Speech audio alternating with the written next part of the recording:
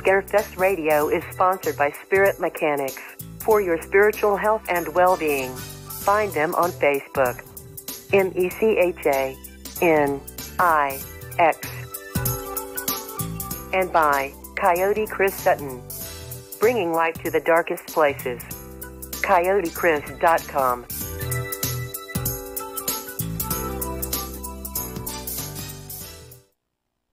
The opinions, viewpoints, and beliefs presented on this program do not necessarily reflect those of the management, the affiliates and broadcast partners, or the sponsors. Listener discretion is advised.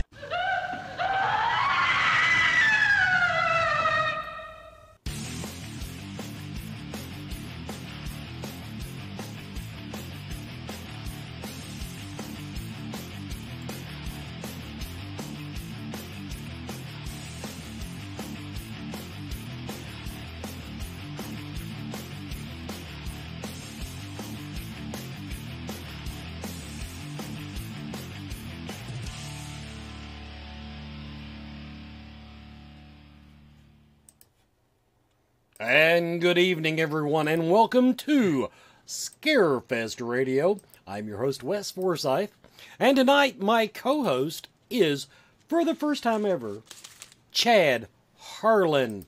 Welcome, Chad, to co-hosting Scarefest Radio. Good evening. It's an honor. Hey, you know. Everybody, tonight's original broadcast date is January 18th. 2019. We've got a paranormal episode tonight.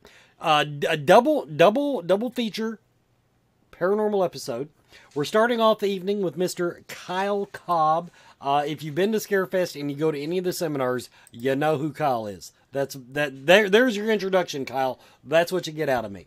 Everybody, I do want to remind you to stay tuned to your however you're watching this, and because we're going to have Michelle Duell Wagner coming up for the second hour. This is kind of a preview, people. This is kind of a preview. Starting the 1st of February, matter of fact, February 1 exactly, I do believe, we are going to be adding a second show, a second hour, at least twice a month. Now, it will not be called Scarefest Radio. The working title is Body and Spirit. And if you know anything about me, you will watch the initials closely. Now, before we get started, another thing I want to do. This has been a suck week all the way around. Because, okay, and I'm comparing it to last week. I went to the Mystical Paranormal Fair last Sunday, I guess it was. And I was in the best mood. Everything was going... unicorn farts and rainbows everywhere. And then starting Monday, this week has deteriorated to the part that I actually think a witch has cursed me. So I have pissed somebody off on my Facebook feed. It's fairly obvious. But worse than the trouble I've had, we do want to give a little prayer, thoughts, and whatever else you do in your spiritual life to our co-host, Jason Boyd, who is in recovery right now. He's had surgery. And then Chris Sutton. Now, his wasn't emergency surgery, but Chris Sutton had surgery this week, and he's home recovering from some old man surgery. I can say that. But anyway, so those two of our co-hosts are down this week. Although, you know, Chad, for the record, this might have been a really fun episode to have Chris co-host because you know he's on pain meds. That's true. And you know, he's a little off when he's sober. So give him some pain meds and maybe give him a little jack. Exactly. Everybody, we will be giving away a 3-day pass to the Scarefest 2019 coming up September 12th through the 15th. We'll in Lexington, Kentucky, if you're watching in like Australia. But we've got a 3-day pass we'll give away somewhere about the half-hour mark. I think I am going to do it on Twitter tonight, just because Twitter is so much easier than Facebook to give stuff away. So if you have a Twitter app or you're on your computer, get your page loaded and ready, and we'll be doing that. Now, one other thing. I just got all kinds of bullshit tonight. Scarefestradio.com. I've been furiously working on Scarefestradio.com, and adding some stuff to it since the first of the year. So if you haven't been, you need to go check it out, because we now have on site, I have started doing movie reviews and TV reviews, and it's whatever the hell I feel like reviewing. And Holly LaFavors is going to chime in. She's getting ready to review the movie Wretch for us, and should have that up in just a few days. But we have movie reviews. We've got really bad tarot readings. Really bad tarot is up there once a week. So you might want to check that out. And my computer is not responding at all, so I just keep clicking the little wait button, and we'll see what happens. But for some reason, my page has frozen, and there we are. Now, I think that is all of my BS that I had to go through. And so let's bring in our guest, Mr. Kyle Cobb. Welcome to Scarefest Radio once again. Hello, welcome everyone. Now, everybody, before the show we were talking, Kyle, of course, speaks at Scarefest every year, and I make fun of him every year because he just has like way too many speeches that he gives. But the man has 35 or so speeches in the bank. That means if you contact him to speak at your con, he's got 35 things that he stands around and speaks about, and apparently packs the room every damn time. What drives a man? I'm lucky to do 35 Scarefest radio shows in a year. What drives a man, Kyle, to come up with 35 topics to spread about the paranormal con world? Well, first and foremost, I'm someone who I enjoy research and finding the truth. And whenever I find it, I really like the educational factor. So I want to make sure that as many people as possible can learn. And, sometimes, particularly in the paranormal field, it's really, really hard to find legitimate researchers. A lot of histories are faked, and I am first and foremost a historian. And so I really enjoy getting involved in the history. And as someone who's interested in educating other people, that's a great way to do it, is by giving these lectures and speeches. And I'll do it not only at like horror conventions, but paranormal conventions, but even like libraries sometimes will ask me to come speak on a history subject or something on that line. So it's just a really good opportunity to get involved. And over the years, I'll sit down and take a research topic that I'm writing for maybe a new book and turn it into a speech right away. When now we're going to use that as an example. Okay, I'm all with you, and believe me, and I see a lot of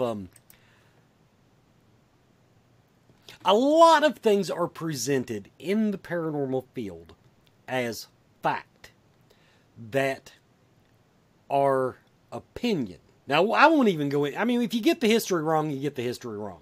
And Lord knows there are places around to sell a few extra ghost hunt tickets that have gotten their history really, really wrong. It's not even worth singling them out anymore.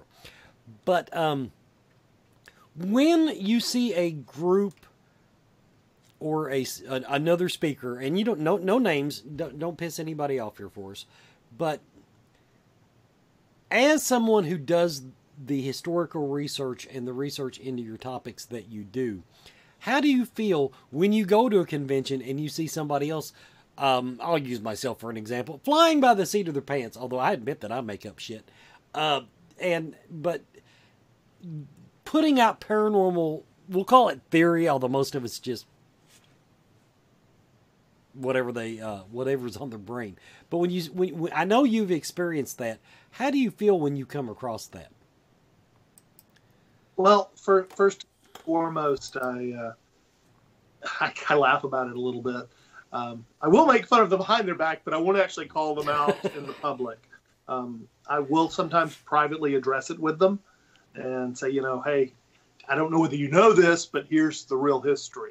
And a lot of times they're receptive to things like that. Or, you try to point them to, let's say they're talking about spirit boxes is one of the big things.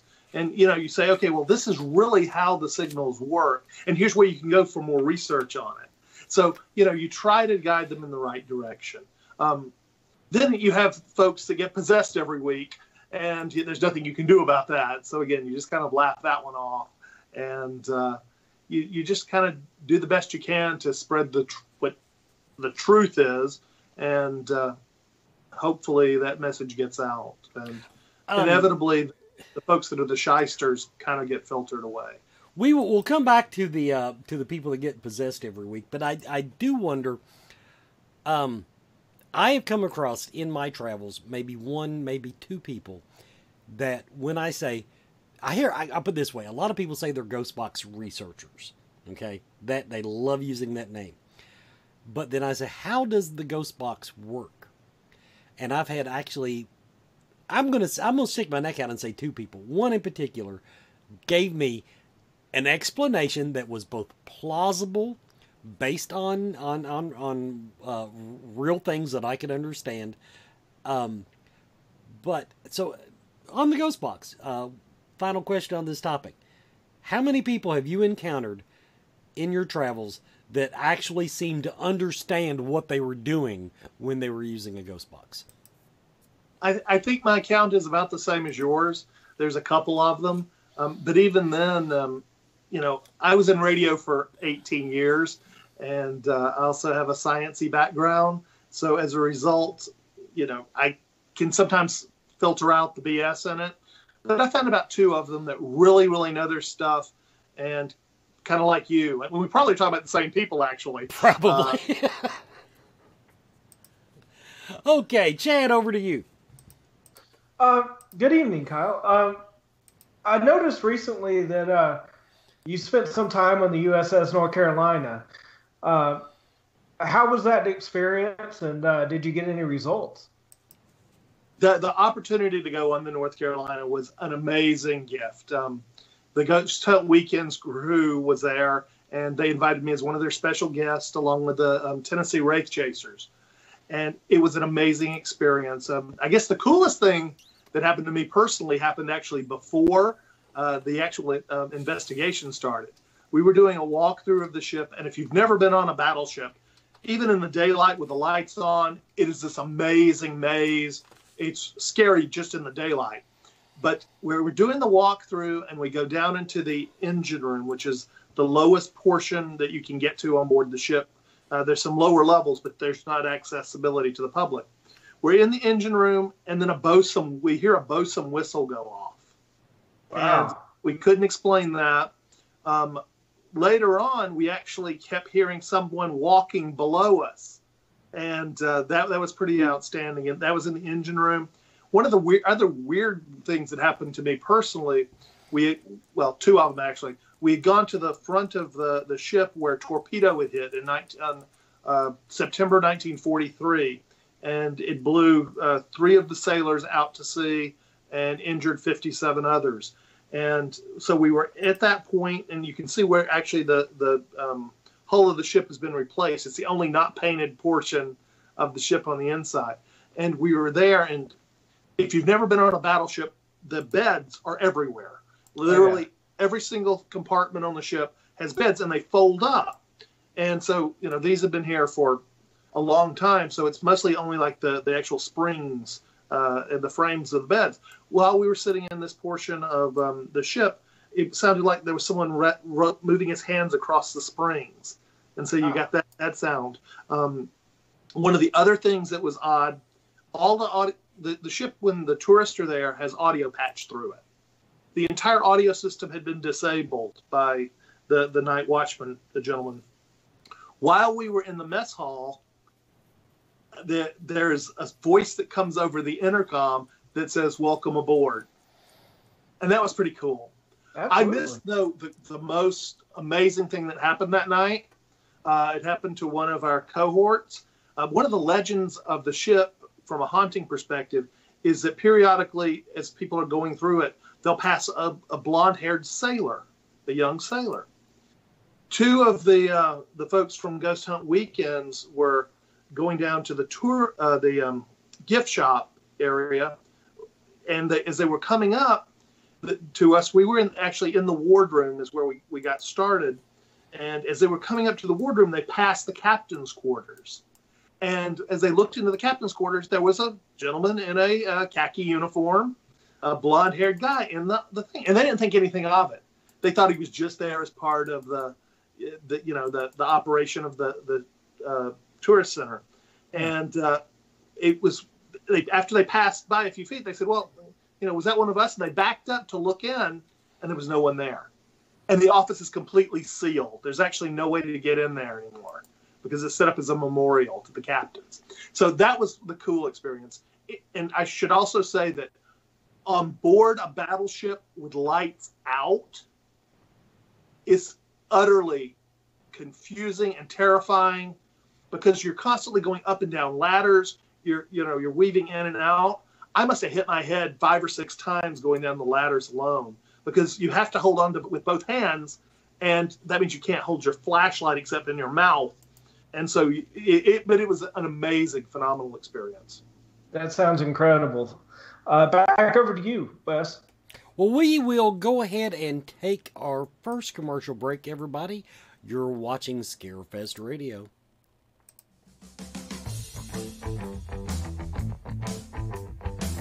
Do you feel lost in life? Do you seem to be stuck in emotions that are not yours? Is your home not the sanctuary it should be? Contact Spirit Mechanics, where they take a team approach to your metaphysical and spiritual problems. Spirit Mechanics specializes in aura cleansing, stone attunement, attachment removal, and house cleansings. Spirit Mechanics tailors their approach to your individual spiritual path and needs. Find them every month at Lexington, Kentucky's Mystical Fair, mysticalfairlex.com, or on Facebook by searching Spirit Mechanics, that's MECHANIX. Spirit Mechanics, for your spiritual health and well-being.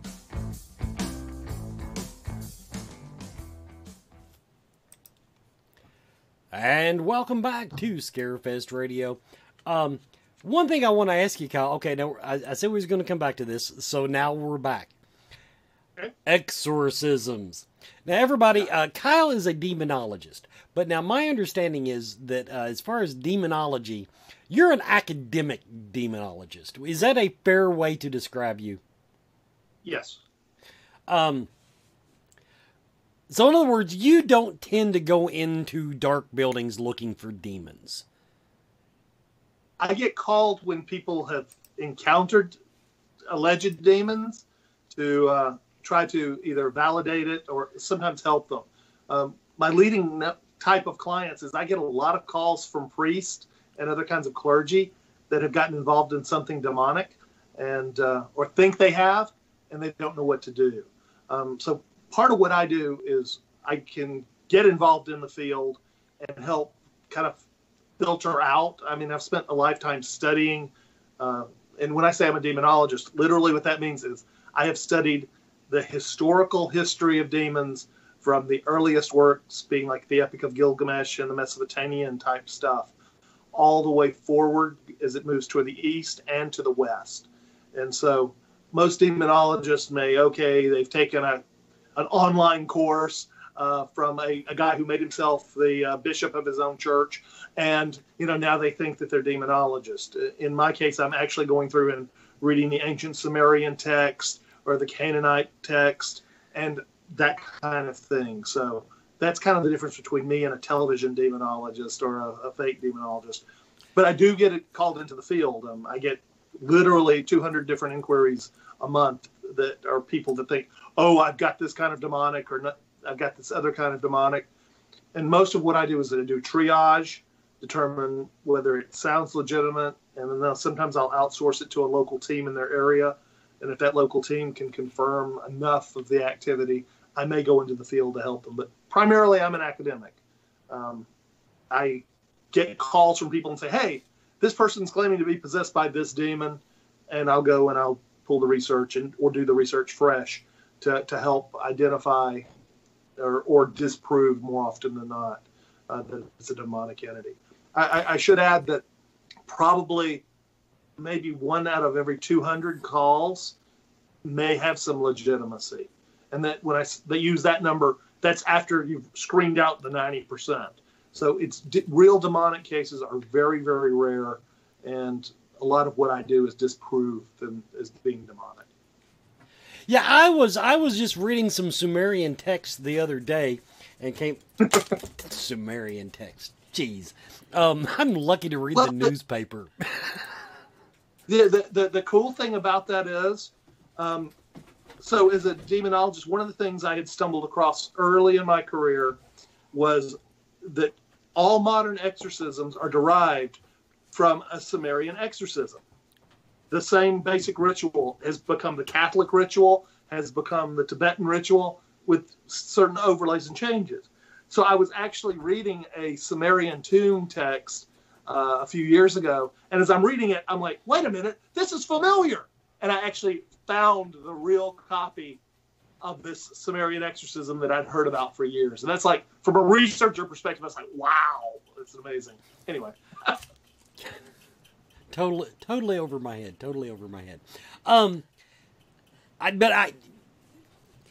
What? Now, I've seen two things floating around online on this topic. One of them is that there are people out there convinced that there are more demons going out and flibberty-gibbeting and doing their demon thing than there used to be. In other words, the world is, in fact, going to hell in a handbasket. The other side of the argument is that, no, it's because everybody on TV is walking into dark buildings and saying, oh my God, it's a demon.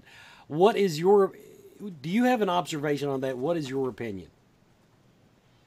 I don't think the real activity is any different than it's always been. Television and movies and pop culture have made demons sexy. You know, every week Supernatural has demons, and inevitably whoever the demon of the week is, I get calls. Hey, I'm being possessed by this demon or this demon. You know, it's just kind of a insanity that happens culturally. The other thing to think about is whenever societies go through stress points, they tend to turn to more fringe ideas, or their lives are already out of control, so supernatural type influences can kick in. You know, the great examples are, like, you look at the Black Plague and how many things are reported seemingly paranormal during that time period. So I think those are the two pressures that are kind of hitting society right now. There's kind of a sense for a lot of people that the world itself is worse off now than it used to be. You know, there's a lot more economic pressures. There's a lot more racial tensions. There's a lot of factors that are kind of making society itself kind of like the fall of the Roman Empire. It's kind of going through a transition in a lot of people's minds. And I think that, plus the pop cultural shift to where demons are the thing, has created that. I think by the same token, paranormal in general is cyclical. Every time there's a really cool movie or book, paranormal gets really, really big, and then it over time dies off, and only the hardcore, the real people who are interested in it stick with the field. And as part of that transition, you usually go from, you know, apparitions to something more extreme to keep the listeners, the viewers, the readers tuned in before it kind of gets to where it drops off again. So I think we're in a cycle, and I think for us, the demonic idea is probably crested or pretty close to it, and we'll go to something else before paranormal drops significantly. Okay, I'm going to flip it back over to you, Chad. I know you've got a book out on the Bell Witch.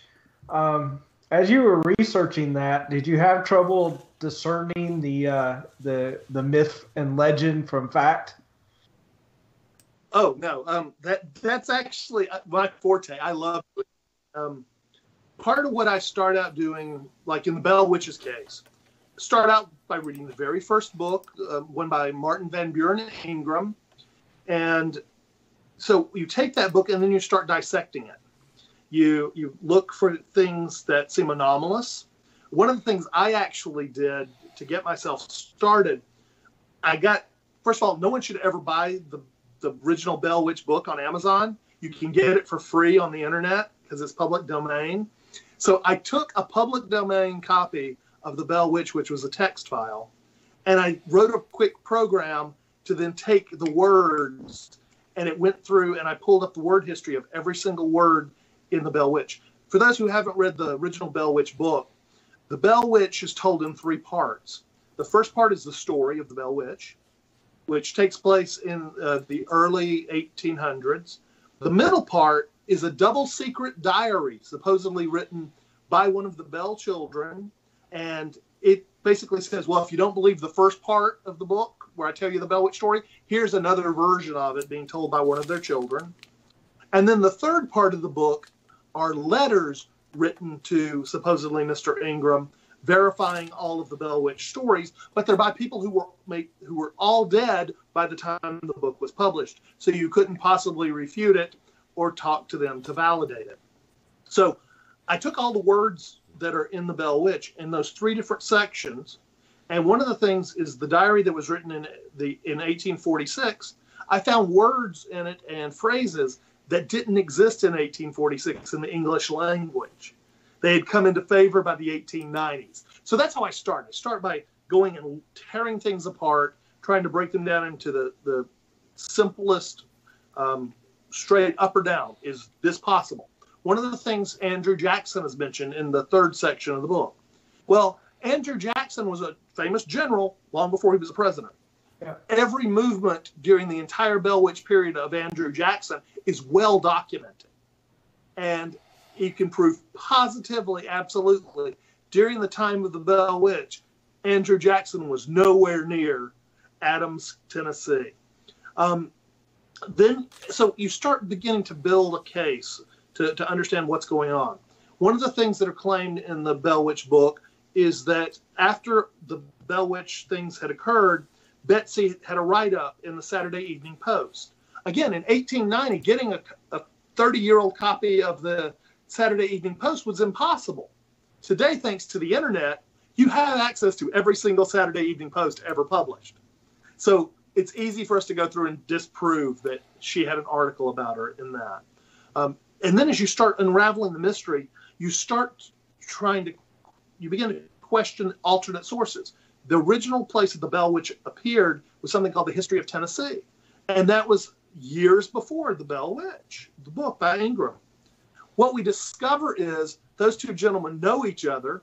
They actually live in the same small town. And they were both members of the Masons. And the real smoking gun, most people don't know that during the late 1800s, 1880s to 1890s, newspapermen in particular played a game called the Liars Club. And that was where regionally all the different publications would basically pool their money each week, usually like a quarter from each one of those newspapers that were participating in their area. And if you told the best lie of the week, you got 5 cents of that. If you told the best lie of the month, you got 5 cents. And again, that's 5 cents from everybody playing. You got the best lie of the month, got 5 cents from everybody playing for each week in the month. And the best lie of the year got the kitty. So these guys basically worked together to create the Bell Witch, is what the evidence seems to suggest. And so if you're coming to see me speak for Ghost Hunt Weekends in the end of March, that's a preview. But, that's basically my take on it. I really go in and I dig in and I find the facts and tear them apart. And all I want to know is the truth. I don't care what the truth is. I would just be as happy to validate it as to disprove it. And that's all extremely interesting. I have read the original book. It's been a few years. But that's an interesting breakdown of it. So doing that research, have you been to the site yet, or have you ever experienced anything there? I think I'm one of the few people banned from going to the site. Oh. Seriously, they took exception to me calling them in a lot of my speeches the Bell Witch tourist trap. But the site itself, the cave is cool. It was actually a Shawnee cooling cave. So there is a true Native American tie. As a matter of fact, when I was there, one of the people with me found a Shawnee arrow, which is pretty cool. The grave, however, that's there has been artificially moved. It was moved from about a mile away to put it into the cave as part of the tourist event. The cabin on the property, of course, is completely reconstructed. It's a modern reconstruction. And that's about half a mile to a mile from the original Bell cabin. There's nothing remaining of the Bell cabin. One of their children milled, after tearing it down, he milled it and used it to build his house, which later burned down. The Bells themselves, one of the cool things I discovered, the reason the Bells aren't buried at a church, they're not buried on holy ground, they were actually excommunicated from their church. And so there's really very little of the Bells that you can actually contact with anymore. It's all kind of smoke and mirrors. It's amazing research. Back over to you, Wes. Let's go ahead and we'll do our final commercial break of the hour. Everybody, you're watching Scarefest Radio. Coyote Chris Sutton. Shamanism. Spiritual advisement. Paranormal investigations. Inspirational presentations. Bringing light to the darkest places for over 20 years. Go to coyotechris.com to learn more. Welcome back to Scarefest Radio. Our guest tonight is Mr. Kyle Cobb. And now there is I'm gonna hold off on this topic for a minute. The whole Bell Witch thing. Now, first of all, I watched a TV show not long ago, and they had like relatives just coming out of the woodwork. So I don't know where you're getting your information from. The curse of the family where so-and-so dies every third generation or whatever. Here's my thing from... Okay, you're banned. I get it, Kyle. I don't blame them. The question is, and this is where I have trouble wrapping my head around. I've got theories about it. But it is a tourist thing, but it's also a ghost hunting mecca, if you will. I am going to stick my neck out because you know a lot of paranormal investigators. I'll bet a lot of paranormal investigators have told you, Kyle, that place is haunted as hell. No. Oh, okay. Well, even some that I have to remain nameless about, who may have been there for a more public presentation. It's an underground cave. It's a phenomenal place. It's old Shawnee land filled with slaves. That's one of the things I didn't mention when I was talking about the Bells. John Bell was not a good man. He actually, even though the book doesn't tell you this, when you dig into him, the reason the Bells came to Tennessee was John Bell's family were rich plantation owners back in the Carolinas. John Bell killed a man, and in order to keep him from hanging, he had to flee. And at that point, they were giving the land grants in Tennessee. But what John Bell's business is kind of gets glossed over. He was a slave trader. He literally took slaves with him to Tennessee to then either sell and or rent. And he was actually excommunicated from the church over an issue with selling a slave. So, these aren't the good people that they're represented to be. When you dig in, a lot of the characters that are part of the Bell Witch story are radically different in real life than the way they're portrayed in the book. Well, I'm going to kind of rephrase the question then. And maybe I'm just full of it. Here's the thing. Now, I watched some of that show. I don't remember what the name, The Curse of the Bell Witch. That was the name of the show, I believe. A couple of the people that went in to help with this curse were psychics that I have had great experience with. Now, first of all, I am the first person to tell you I think psychics are wrong as often as they're right. But in particular, two come to mind that I've seen be really right on the money enough that I give them some credence. In your academic opinion, how would you process the stories that the psychics bring out of the place? I know one nice young lady went there, and she just came up with all kinds of history of the place that, of course, the family glommed onto. And I hate to call bullshit on her, because I have seen her when she's on her game and when she's right. In particular, another one, a shaman. It wasn't Cody Chris Sutton, if anybody's wondering. But during the series, a shaman. And I've experienced this guy. And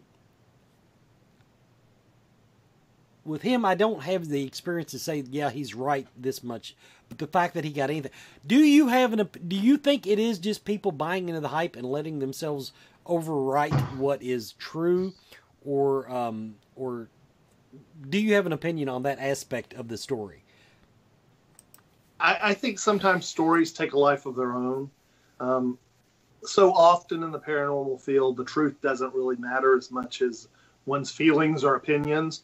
And I think that's part of what happens. And, you know, there are a few psychics that I have given some credibility to, or I believe a little bit, but there are more that I have little faith in.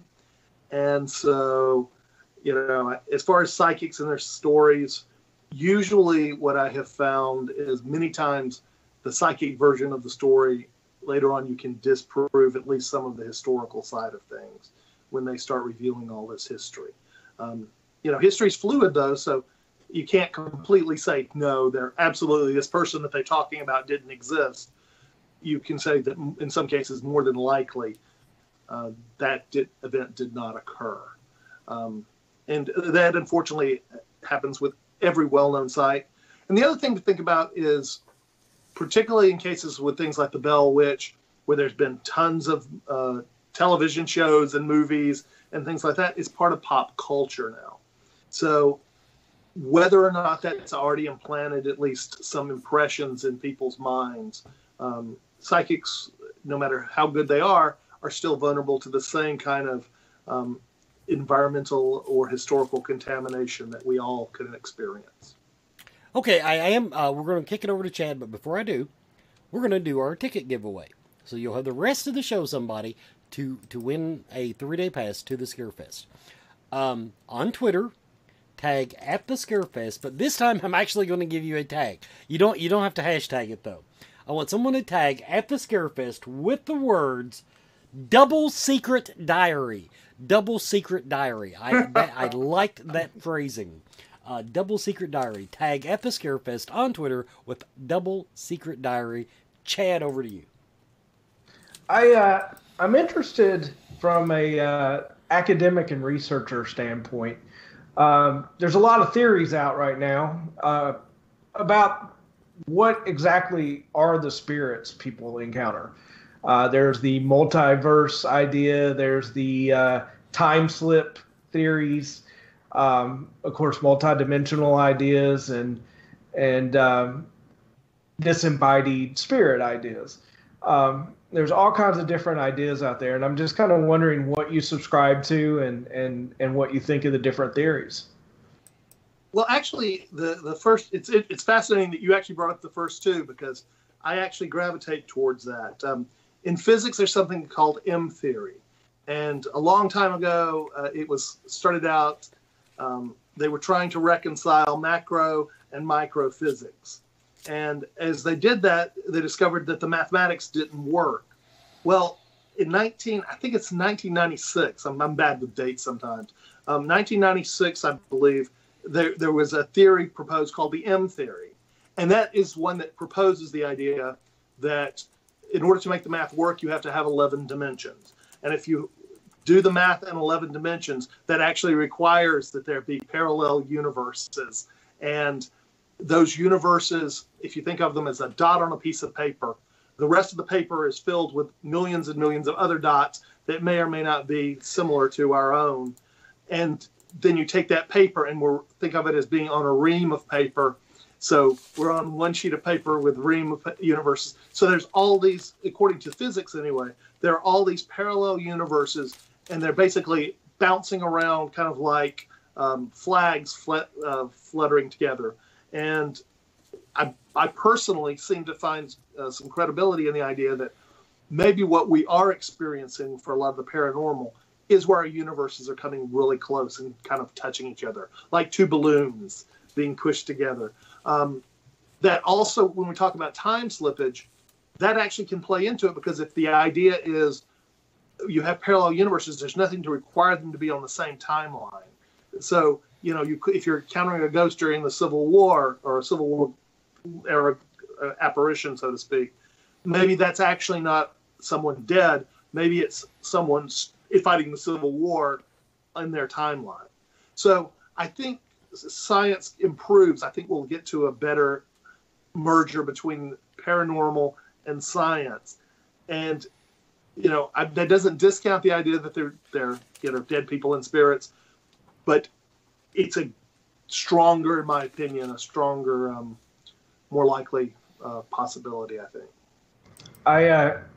I like to read about all the different theories and study them, and I agree. I think that's the most interesting theory out there. The thing I wonder too is how you relate that to near-death experiences, or if you have any thoughts on that. Well, near-death experiences, when you actually break it down, many times the way the mind works isn't the way we think it works.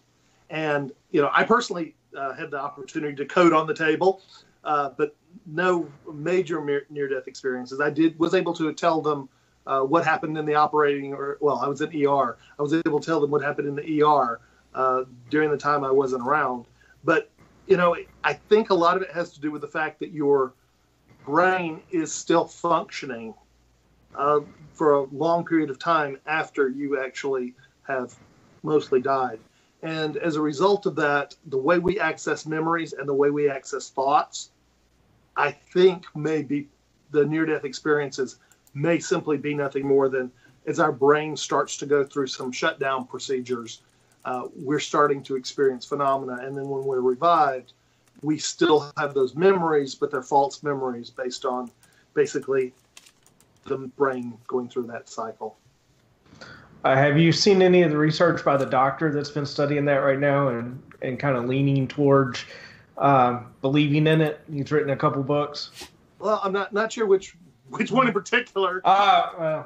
There's dozens, but I think that any research is good because it is something we don't know about, and the problem is, it obviously from a scientific perspective, you have a problem with repeatability and getting really good concrete evidence, but it's still something that is worthy of research because we don't know. They describe death as the undiscovered country, and it's the more we know about the better our lives can potentially be.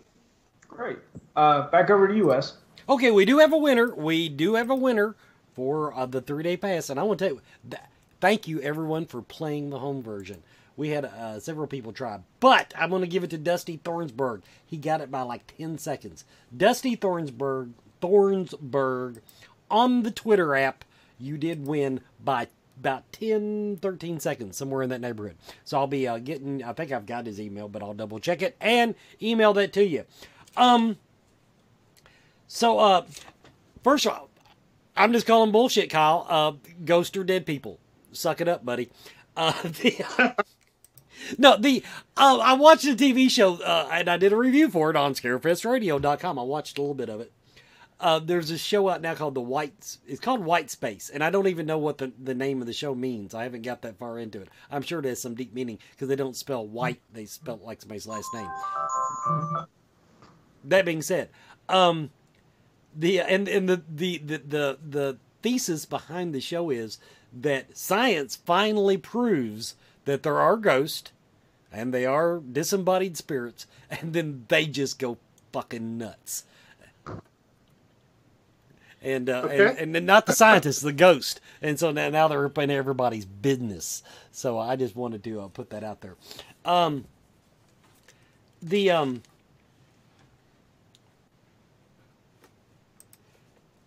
moving on to some of your other topics you discussed. It's still related. Now, didn't you do one on the Ouija board demon, the Zozo, I think it is? Yes, I spent a while researching Zozo. It started out because I kept getting cases where people in paranormal teams around the country would be calling me and they're saying, "Hey, they're claiming this demon, and particularly Zozo, is plaguing them." And so I decided to go through and research Zozo because I knew nothing about it. One of the things you find out is if you go and do an internet search on Zozo, every single website cites all these historical references to Zozo being mentioned. But when you actually go through and you pull the actual source that they cite, you discover that they're completely wrong. For instance, one of the things that they cite for Zozo is a French dictionary inferno, and it's written in kind of old French. And it does actually have the word Zozo in it. But when you actually read the old French, it actually talks about a woman who was insane, who had repeatedly come to the church claiming to be possessed by demons. And every time they had basically proven her to be insane. This particular time that Zozo is mentioned, she comes claiming 3 different demons are part of the action. And the entry, like I said, specifically says, we have disproven the credibility of this woman's assertions, and it's not a demonic. But that's usually the number one citation for claiming Zozo exists. But as you start digging through, one of the things that they claim is there is a book that was written in the early 1900s, and as part of it, there's a picture of the demon Pazuzu, which is an actual Assyrian demon. But it actually doesn't even name the demon Pazuzu. It actually just refers to him as I believe it's the wind of the east. And the entry actually underneath it totally has nothing to do with Zozo. But that's also used as one of the key sources to prove Zozo was historical. I actually own 2 copies of the book, the first edition, as well as one that was later revised. And so I can confirm it. So that's one of the things I've done is with demons like Zozo in particular, I will take what the pop cultural history of it is and go through and either confirm or deny. The interesting thing about Zozo is the actual next time you hear something about Zozo, that's actually a character in a really popular 1880s, 1890s series of plays. It's based on the Arabian Nights. You've heard the Tales from 101 Arabian Nights. There's a story in there about some princes competing for a prize, and the prize is actually marrying their sister, which is kind of strange. But anyway, they're competing for a prize, and one of them goes to a fairy realm and meets the fairy queen Zozo. So all of those type things, you take that culturally together, and you have this kind of thing floating out there. Then if you look at a Ouija board, it's actually really logical for if you're going back and forth moving the planchette on the Ouija board to hit Z and O frequently. That's not a big deal. One of the ways we catch fakers, though, is we'll do a blindfold test. You put a blindfold on the people claiming to be able to communicate with Zozo. While they're blindfolded, you actually rotate the board, either 90 degrees or 180 degrees. And inevitably, it no longer is talking to Zozo. So, there's very little credibility to it. But it makes for a great story, and it adds to the kind of the mystery around Ouija boards. But you have to remember, for a long time, Ouija boards weren't considered anything super creepy. They were considered kind of a parlor game. And they've been, captured by a few different movies along the way that helped make them something different. Harry Houdini was of the escape artist fame was also a famous debunker, and he spent a lot of time with the whole Ouija boards and eventually decided that they led to insanity. But anyway, that's my long answer to your short question on Zozo. Parlor game from hell. Anyway, Incidentally, I'll be glad to explain to you why if you blind somebody. What if the demon has to see through the person's eyes to work the plan? You're assuming the demon's standing on the other side of the room. No, that's why I don't use Ouija boards. Nobody gets into this beautiful personage that is me. I can't honestly say on the Ouija board thing. I do get a lot of calls from people that all start with, "Well, I was playing with a Ouija board and." I am no fan of the Ouija board. Believe me. I do think it's overhyped. I think it can be done safely in a parlor game or whatever. But at the same time, there's that little, if you're going to open yourself up to things. Now, on a related topic, we've talked about Zozo. We've talked about how demons are coming out of the woodwork.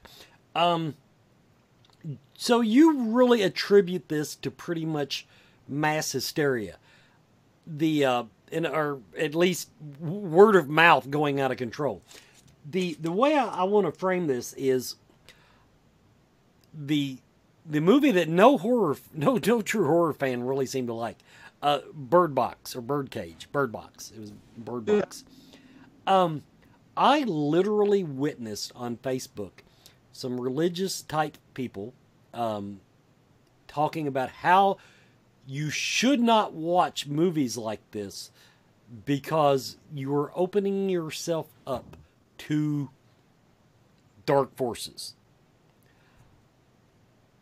In your experience as a demonologist, do you feel that will you give that theory any credence, or I guess I'm going to ask you to look at the cases that you've decided there is something going on. That 1 out of 200 or whatever the number was you threw out.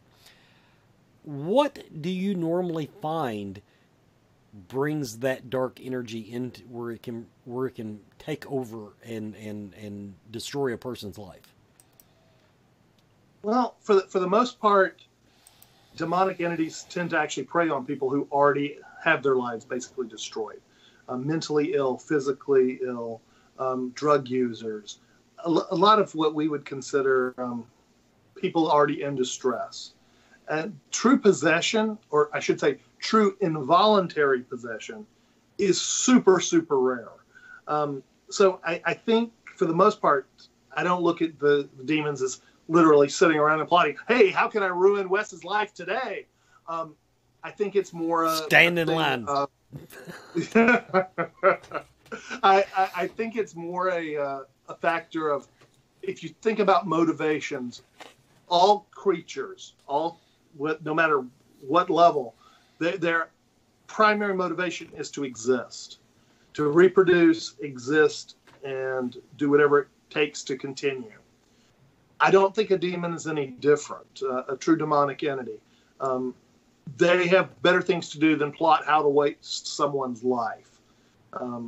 When I get called into cases that seem to really be demonic, it's not one of those things where it's generally hanging around for pleasure. It's hanging around because there's some other factor involved.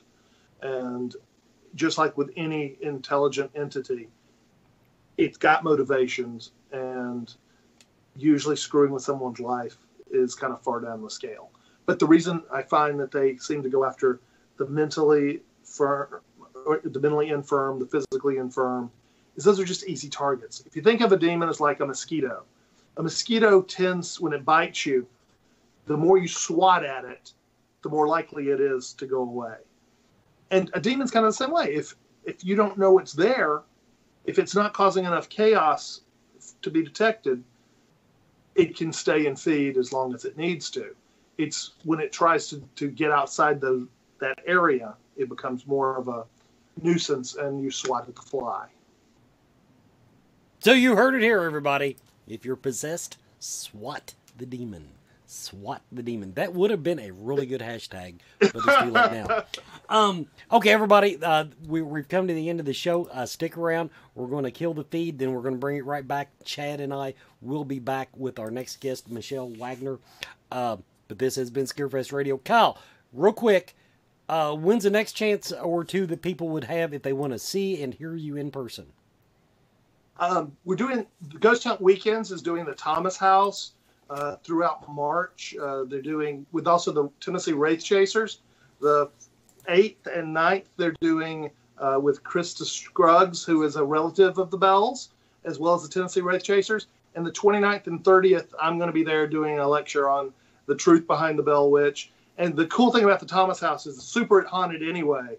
And so you get to hear the speech, you get to ghost hunt with all of us, and then you spend the night in the haunted hotel. I've done 43 nights at the place, and I can tell you that's the most phenomenal place to go visit. Yeah, but see, if it's just a damn time slip or parallel universe, you sucked all the fun out of it, Kyle. You sucked all the fun out of it. Everybody, this has been Scarefest Radio. We'll be back in about 5 minutes. Stick around.